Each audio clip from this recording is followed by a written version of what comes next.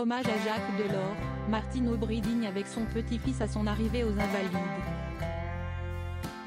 Martine Aubry était présente pour un ultime hommage à Jacques Delors ce vendredi 5 janvier. C'est aux côtés de son petit-fils qu'elle est arrivée aux Invalides. Une ancienne figure politique s'est éteinte le 27 décembre 2023. Jacques Delors, âgé de 98 ans, a rendu son dernier souffle. Une triste nouvelle annoncée par sa fille Martine Aubry. Il est décédé ce matin à son domicile parisien dans son sommeil, a indiqué la maire socialiste de Lille. Ce vendredi 5 janvier, c'est aux Invalides qu'un ultime hommage lui est rendu. Il est retransmis en direct sur l'antenne de TF1 et les caméras ont montré Martine Aubry, accompagnée de son petit-fils. Vêtue d'un long manteau noir, elle porte également une écharpe violette. Elle a été associée à la préparation de cet hommage. Il y a eu des discussions avec les services du président de la République, indique le journaliste.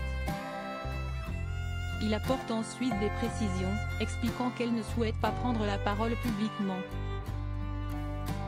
C'est une femme qui est conduite à la discrétion dans ces circonstances mais aussi de manière générale.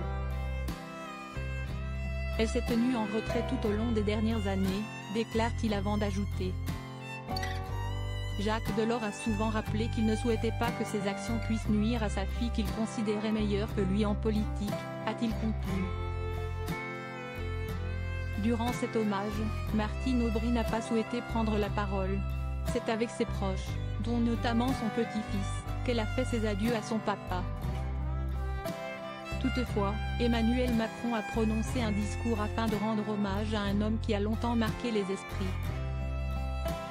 Le 27 décembre dernier, son chemin s'est interrompu.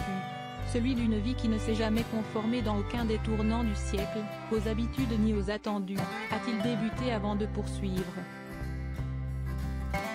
La vie de Jacques Delors fut faite de chemins de traverse, loin des routes peuplées et des itinéraires connus. Vie de défrichage courageux, d'intuition visionnaire, de travail. Un hommage qui s'est poursuivi durant de longues minutes et qui a dû faire très plaisir à Martine Aubry.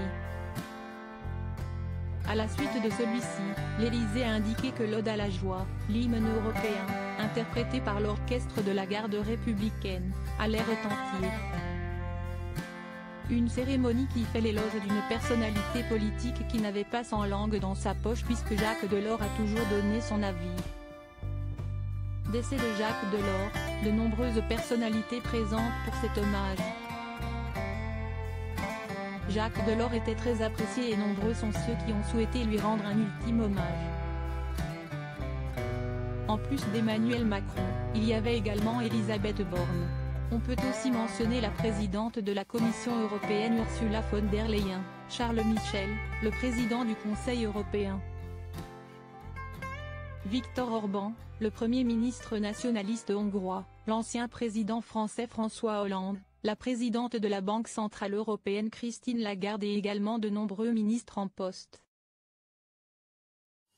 Gérald Darmanin, le ministre de l'Intérieur, a fait le déplacement, saluant la mémoire de quelqu'un qui méritait le respect. Je suis aussi là pour Martine Aubry, a-t-il conclu.